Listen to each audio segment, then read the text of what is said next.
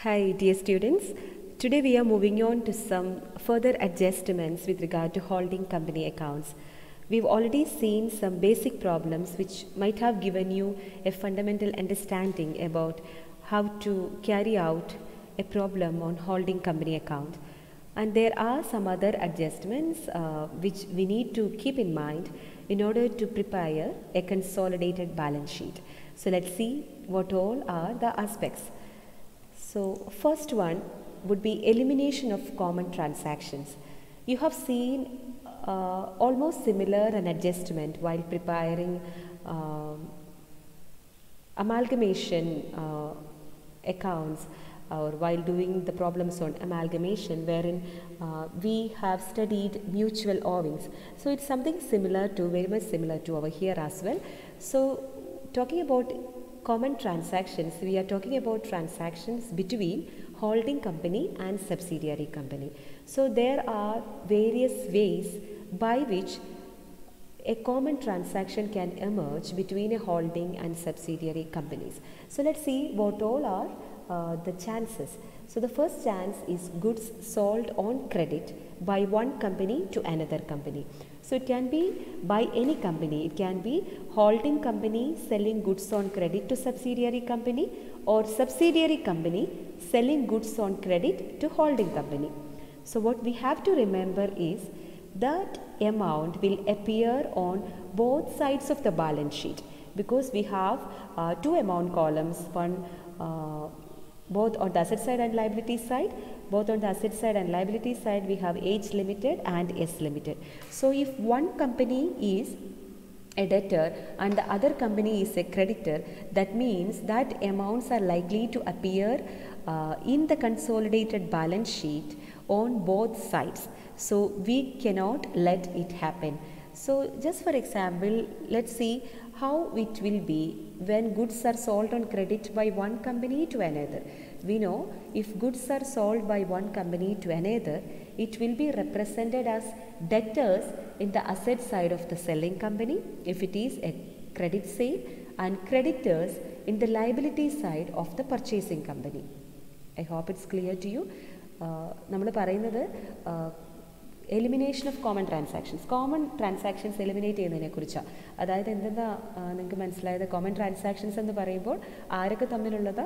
Holding കമ്പനിയും subsidiary കമ്പനിയും തമ്മിലുള്ള ട്രാൻസാക്ഷൻസ്. ഓക്കെ, സോ നമുക്കറിയാം, നമ്മൾ കൺസോളിഡേറ്റഡ് ബാലൻസ് ഷീറ്റ് പ്രിപ്പയർ ചെയ്യുമ്പോൾ we take the entire assets, we take the entire liability, അല്ലേ? അപ്പോൾ എന്താ സംഭവിക്കുക? ഹോൾഡിങ്ങും സബ്സിഡിയറി കമ്പനിയും തമ്മിലൊരു റിലേഷൻഷിപ്പ് ഉണ്ടെങ്കിൽ അതിൻ്റെ അർത്ഥം എന്താ?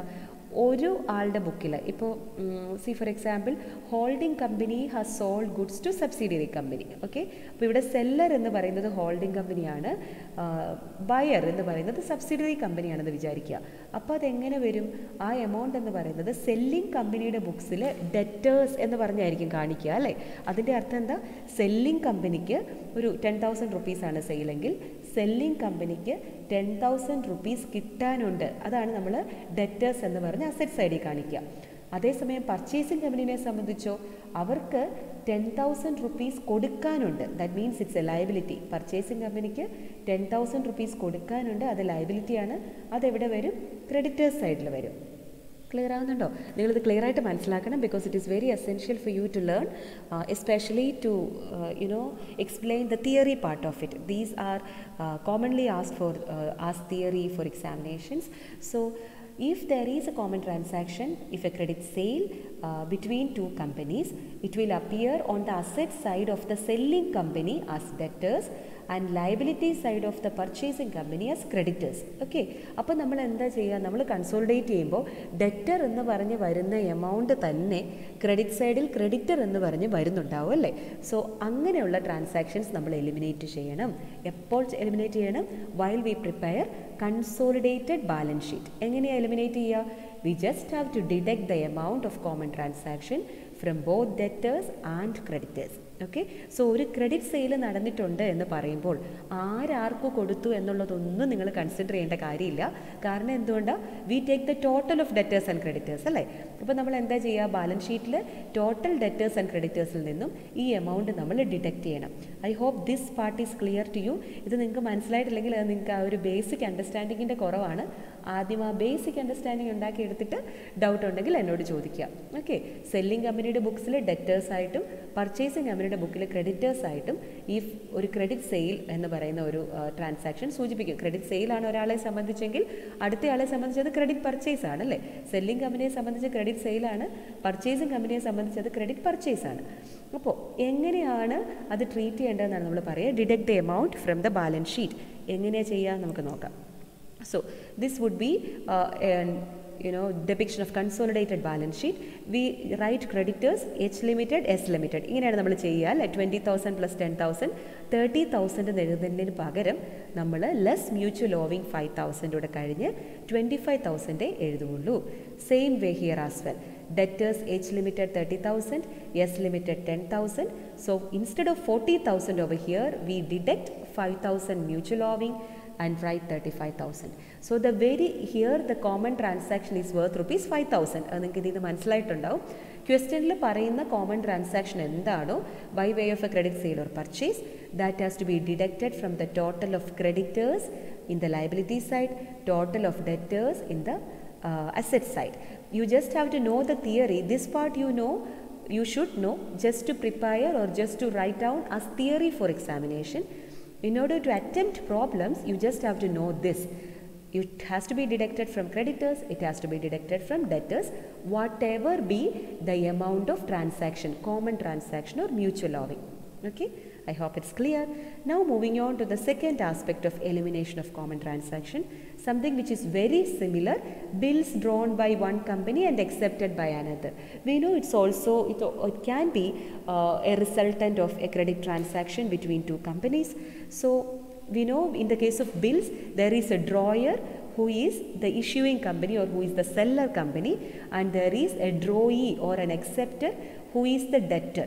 So naturally drawer is the creditor and drawee is the debtor. എപ്പോഴും അങ്ങനെയാണ് അല്ലേ. ആർക്കാണോ ക്യാഷ് കിട്ടാനുള്ളത് അയാളാണ് ഡ്രോയർ എന്ന് പറയുക, അയാളാണ് creditor.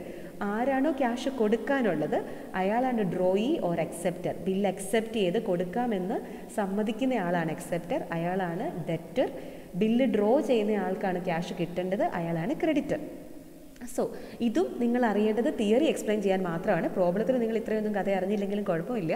So that amount will be shown as bills receivable in the asset side of the drawer and bills payable in the liability side of the acceptor. ഡ്രോയറിനെ സംബന്ധിച്ച്, ക്രെഡിറ്ററിനെ സംബന്ധിച്ച് അത് ബിൽസ് റിസീവബിൾ ആണ്. ഡ്രോയിയെ അല്ലെങ്കിൽ ഡെറ്ററിനെ സംബന്ധിച്ച് അത് ബിൽസ് പേയബിൾ ആണ്. ഓക്കെ. സോ അതും നമ്മൾ എന്താ ചെയ്യുക? നമ്മൾ കൺസോളിഡേറ്റഡ് ബാലൻസ് ഷീറ്റ് എടുക്കുമ്പോൾ സെയിം എമൗണ്ട് രണ്ട് സൈഡിലും വരും. ബിൽസ് റിസീവബിളിലും ബിൽസ് പേയബിളിലും വരും, which cannot be permitted. So what we have to do is we need to deduct the amount from both sides in the consolidated balance sheet. That means we have to deduct the amount from the asset side under bills receivable and also on the liability side under bills payable. Let's see how it is done. So this is how it is represented in a consolidated balance sheet. We write bills receivable. There may not be for both people. If it is there for both people, we just have to take the total of holding company, subsidiary company less mutual owing 5,000. Here the owing is worth 5,000. Again here as well, bills payable, holding company, subsidiary company less mutual owing worth rupees 5,000. So just remember, in the consolidated balance sheet, take the total of bills receivable, take the total of bills payable, deduct the amount of common transaction, and to get this 5,000 you have to read the question very carefully. You need to read the question carefully and understand what is the amount of mutual owing. Okay, so we discussed two aspects of common transactions. Now moving on to the third aspect, third and fourth is combinedly written. It can be again loans advanced by one company and accepted by another. It can be debentures issued by one company and held by another. രണ്ട് കേസിലും ആവാം. ഒന്നുകിൽ ഒരു company holding company subsidiary കമ്പനിക്കോ അല്ലെങ്കിൽ തിരിച്ചോ loan issue ചെയ്തതാകാം, അല്ലെങ്കിൽ debenture issue ചെയ്തതാകാം. അപ്പോൾ naturally accept ചെയ്ത ആളെ സംബന്ധിച്ച് ടേക്കറിനെ സംബന്ധിച്ച് അത് ലയബിലിറ്റി ആയിട്ടുണ്ടാവും, ഇഷ്യൂവറിനെ സംബന്ധിച്ചത് അസറ്റ് ആയിട്ടുണ്ടാവും. ലോണിൻ്റെ കേസിലാണെങ്കിൽ it appear as advances in the assets of the issuer. ആരാണോ ലോൺ ഇഷ്യൂ ചെയ്തത് അയാളെ സംബന്ധിച്ച് അത് അസറ്റ് സൈഡിൽ കാണിക്കും, ആരാണോ ലോൺ അക്സെപ്റ്റ് ചെയ്തത് അയാളെ സംബന്ധിച്ചത് ലയബിലിറ്റി സൈഡിലും കാണിക്കും. ഓക്കെ, അപ്പോൾ നമ്മൾ എന്താ ചെയ്യുക? കൺസോളിഡേറ്റഡ് ബാലൻസ് ഷീറ്റ് പ്രിപ്പയർ ചെയ്യുമ്പോൾ ഇങ്ങനെ അസറ്റ് സൈഡിലും ലയബിലിറ്റി സൈഡിലും കാണിക്കാൻ പറ്റില്ലാത്തത് കൊണ്ട് നമ്മൾ എന്ത് ചെയ്യണം? ലോൺസ് അഡ്വാൻസസ് എന്ന് പറഞ്ഞ്, അല്ലെങ്കിൽ loans and advances less mutual owing എന്ന് പറഞ്ഞ് ഈ പറയുന്ന രീതിയിലുള്ള ട്രാൻസാക്ഷൻ ഉണ്ടെങ്കിൽ അതിനെ എലിമിനേറ്റ് ചെയ്യണം. This can be understood from your question. Same is the case here as well. Debentures issued by one company and held by another, that is also a representation of elimination of common transaction, which is also to be eliminated while preparing consolidated balance sheet. So the next aspect is treatment of fictitious assets. So we know what all are fictitious assets. There can be P&L account debit balance, it can be preliminary expenses, it can be underwriting commission, it can be discount on issue of shares and debentures. These all are examples of fictitious assets, but we are not supposed to write fictitious assets in the consolidated balance sheet. Fictitious assets of who? Fictitious assets of the subsidiary company we are talking about, not the holding company. So what do we do is, while preparing the capital profits, we need to deduct the fictitious assets belonging to subsidiary company. We are talking about the fictitious assets of the subsidiary company that is to be deducted while preparing capital profits of the subsidiary company. നിങ്ങൾക്കറിയാം എപ്പോഴാണ് capital profit prepare ചെയ്യാമെന്നല്ലേ? നമ്മൾ ആദ്യം revenue profit prepare ചെയ്യും, പിന്നെ capital profit prepare ചെയ്യും, എന്നിട്ട് അതിനെ നമ്മൾ ആർക്കൊക്കെയായിട്ട് ഡിവൈഡ് ചെയ്ത് കൊടുക്കും? മൈനോറിറ്റി ഷെയർ ഹോൾഡേഴ്സിനും ഹോൾഡിംഗ് കമ്പനിക്കായിട്ട് ഡിവൈഡ് ചെയ്ത് കൊടുക്കും. സോ അത് ചെയ്യുമ്പോൾ ഈ അങ്ങനെ ക്യാപിറ്റൽ പ്രോഫിറ്റ് കമ്പ്യൂട്ട് ചെയ്യുമ്പോൾ പ്രോഫിറ്റ്സ് ആഡ് ചെയ്യുന്നതിൽ നിന്നും എന്ത് ലെസ് ചെയ്യണം? ഈ പറയുന്ന ഫിക്റ്റീഷ്യസ് അസറ്റ്സ് ലെസ് ചെയ്യണം. So that is the treatment four fictitious assets of subsidiary company. Now, a very important aspect, treatment of unrealized profit. This was already taught to you while discussing amalgamation account. I hope you remember that. So, treatment of unrealized profit എന്ന് പറയുമ്പോൾ അത് എപ്പോഴാണ് arise ചെയ്യാമെന്ന് ആലോചിച്ച് നോക്കിയേ. ഒരു company മറ്റൊരു കമ്പനിക്ക് ഗുഡ്സ് സെല് ചെയ്യുന്നു. So naturally, when goods are sold by one company to another, it can be sold by holding company to subsidiary company, it can be sold by subsidiary company to holding company, whatever be the case, and if that goods remains unsold at the end of the year. So if goods has been sold by one company to another and it remains unsold at the end of the year, we need an accounting treatment for that. So how do we do that? So we know when the goods are sold, or actually a profit has been charged for it, isn't it? So profit which is charged by the selling company to the buying company when the sale happened, that, and when it remains unsold, that profit becomes unrealized profit.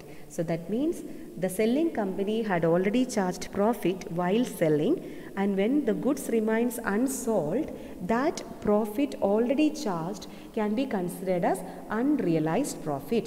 So we are not supposed to include something called unrealized profit while preparing consolidated balance sheet. So again, we have to make two deductions, both from the asset side and also from the liability side. Let's see how it is done. So naturally, asset side, as it is goods, it has to be deducted from stock. We need to get the amount of unrealized profit. അത് നിങ്ങൾക്ക് question വായിക്കുമ്പോൾ മനസ്സിലാവും. 20% profit on sale, on selling price എന്നൊക്കെയാണ് പറഞ്ഞിരിക്കുന്നതെന്ന് വിചാരിക്കുക, അല്ലെങ്കിൽ cost price എന്നാണ് പറഞ്ഞിരിക്കുന്നതെന്ന് വിചാരിക്കുക. നമുക്ക് പ്രോബ്ലം ഡിസ്കസ് ചെയ്യുമ്പോൾ നമുക്ക് ആ എക്സാക്റ്റ് എമൗണ്ട് എങ്ങനെ കണ്ടുപിടിക്കുന്നു എന്ന് നമുക്ക് നോക്കാം. സോ ആ പ്രോഫിറ്റ് പെർസെൻറ്റേജ് വെച്ചിട്ടാണ് നമ്മൾ അൺറിയലൈസ് പ്രോഫിറ്റിൻ്റെ എമൗണ്ട് നോക്കുക. ഓക്കെ, അൺസോൾഡ് ഗുഡ്സിൻ്റെ പ്രോഫിറ്റ് പെർസെൻറ്റേജ് വെച്ച് നമ്മൾ അൺറിയലൈസ് പ്രോഫിറ്റ് കണ്ടുപിടിക്കും. So that amount calculated, it has to be deducted from stock on asset side, ആ stock reserve, and also on liability side from revenue profit. അപ്പോൾ ഓർക്കേണ്ടത് എന്താ, നമ്മൾ അൺറിയലൈസ് പ്രോഫിറ്റിൻ്റെ എമൗണ്ട് കാൽക്കുലേറ്റ് ചെയ്യണം, എന്നിട്ടത് അസറ്റ് സൈഡിലെ സ്റ്റോക്കിൽ നിന്നും കുറയ്ക്കണം, ലയബിലിറ്റി സൈഡിലെ റവന്യൂ പ്രോഫിറ്റിൽ നിന്നും കുറയ്ക്കണം. ക്ലിയർ ആയല്ലോ? അസറ്റ് സൈഡിലെ സ്റ്റോക്കിൽ നിന്ന് കുറയ്ക്കണം, ലയബിലിറ്റി സൈഡിൽ റവന്യൂ പ്രോഫിറ്റിൽ നിന്നും കുറയ്ക്കണം. റവന്യൂ പ്രോഫിറ്റ് ഉണ്ട്, liability side. Let see how it is done. So look at the balance sheet. Stock എടുക്കുക, ഹോൾഡിംഗ് കമ്പനി, സബ്സിഡിയറി കമ്പനി, എന്താണോ എമൗണ്ട് പറഞ്ഞിരിക്കുന്നത്, we take for example 20,000, 8,000, total 28,000, less unrealised profit 3,000, you write the amount as 25,000. This 3,000 rarely may be given in question as such, or we have to prepare, you have to calculate with regard to the percentage. എന്നിട്ട് total സ്റ്റോക്കിൽ നിന്നും ആ unrealised profit deduct ചെയ്തിട്ടുള്ളതാണ് നമ്മൾ ഇവിടെ എഴുതുക. Similarly here ലയബിലിറ്റീസിലും എന്താ സംഭവിക്കുക, നമ്മൾ പറഞ്ഞു റവന്യൂ പ്രോഫിറ്റിൽ നിന്ന് കുറയ്ക്കണമെന്ന്. പി ആൻഡ് എൽ അക്കൗണ്ട് എന്ന് പറഞ്ഞ് എഴുതുന്നത് എന്താണെന്ന് നിങ്ങൾക്ക് അറിയാം അല്ലേ? ഹോൾഡിംഗ് കമ്പനിയുടെ പി ആൻഡ് എൽ അക്കൗണ്ട് എഴുതും നമ്മൾ. അതിനോടൊപ്പം സബ്സിഡിയറി കമ്പനിയുടെ പോസ്റ്റ് അക്യൂസിഷൻ പ്രോഫിറ്റ് അല്ലെങ്കിൽ റവന്യൂ പ്രോഫിറ്റിലെ ഹോൾഡിംഗ് കമ്പനിയുടെ ഷെയറാണ് നമ്മൾ ഇങ്ങനെ കാണിക്കുക അല്ലേ? ഈ രീതിയിൽ ബാലൻസ് ഷീറ്റ് എഴുതുമ്പോഴാണ് ഇങ്ങനെ കാണിക്കുക. അല്ലെങ്കിൽ നിങ്ങൾക്കറിയാം റിസർവ്സ് ആൻഡ് സർപ്ലസ് കണ്ടുപിടിക്കുമ്പോൾ P and L account H limited 23 plus S 5,000 നമ്മൾ എഴുതും. എവിടെയാണെങ്കിലും നിങ്ങൾ ഈ രണ്ട് എമൗണ്ടിനെ ഒന്നിച്ചെഴുതും അല്ലേ? ഈ 23 എന്ന് പറയുന്നത് നമുക്ക് ബാലൻസ് ഷീറ്റിൽ നിന്ന് കിട്ടുന്നതാണ് ഹോൾഡിംഗ് കമ്പനിയുടെ പി ആൻഡ് എൽ അക്കൗണ്ട്. ഈ 5,000 എന്ന് പറയുന്നതോ സബ്സിഡിയറി കമ്പനിയുടെ പോസ്റ്റ് അക്യൂസിഷൻ പ്രോഫിറ്റിലെ ഹോൾഡിംഗ് കമ്പനിയുടെ ഷെയർ ആണ് ഈ 5,000. Okay, this 5,000 represents holding company's share in the revenue profit or post acquisition profit of subsidiary company. Okay, അതിൽ നിന്നും we need to deduct the very same unrealized profit rupees 3,000. Okay, so ഇത്രയും നമ്മൾ already ചെയ്തിരുന്നതാണ്. അതിൽ നിന്ന് ഇതൊന്ന് കുറയ്ക്കണം എന്ന് മാത്രം ഓർത്താൽ മതി. അപ്പോൾ അൺറിയലൈസ്ഡ് പ്രോഫിറ്റ് ആണെങ്കിൽ അക്കൗണ്ടിങ് ട്രീറ്റ്മെൻറ്റ് എന്താ? We need to calculate the unrealised profit 3,000. It has to be deducted from stock. It has to be deducted from the P&L balance in the balance sheet. Okay, so in today's class we've discussed some very important theory aspects. First one was elimination of common transaction. It can be by way of goods sold. Theory you have to understand. What do? Is we deduct the mutual owing from creditors as well as debtors in the consolidated balance sheet. Secondly, if it is bills drawn, it will naturally be appearing as bills receivable and bills payable. So we deduct that amount as from both bills payable and bills receivable in the consolidated balance sheet. We deduct the mutual owing from both bills receivable and bills payable in the consolidated balance sheet. Then it can again be loans advanced, it can again be debentures issued. So whatever be the common transaction, it has to be deducted from both sides of the consolidated balance sheet. Again, treatment of unrealized profit. We know unrealized profit arises when a sale happens and goods remains unsold with the buying company and for which profit has been charged by the seller company. So if a profit has already been charged, that becomes unrealized profit. അങ്ങനെ already charge ചെയ്ത് already ഗുഡ്സിന് profit charge ചെയ്യുകയും ആ goods unsold ആയിട്ട് ഇരിക്കുകയും ചെയ്യുമ്പോഴാണ് unrealised profit എന്നൊരു case ഉണ്ടാവുക. ആ എമൗണ്ട് നമ്മൾ കണ്ടുപിടിക്കണം. എന്നിട്ട് അത് അസറ്റ് സൈഡിലെ സ്റ്റോക്കിൽ നിന്നും ലയബിലിറ്റി സൈഡിലെ റവന്യൂ പ്രോഫിറ്റിൽ നിന്നും നമ്മൾ കുറയ്ക്കുക. സോ അതാണ് ഇവിടെ കാണിച്ചിരിക്കുക. From stock it is deducted, from P and L account it is deducted. So dear students, I hope it is understood to you. Make sure that you read and understand the theory part really well so that it will be easy for you to attend holding company problems confidently. These are the very simple adjustments, okay? Adjustments which are very commonly asked: mutual owings, unrealized profits. So make sure that you learned it properly well. Thank you so much for your listening. God bless.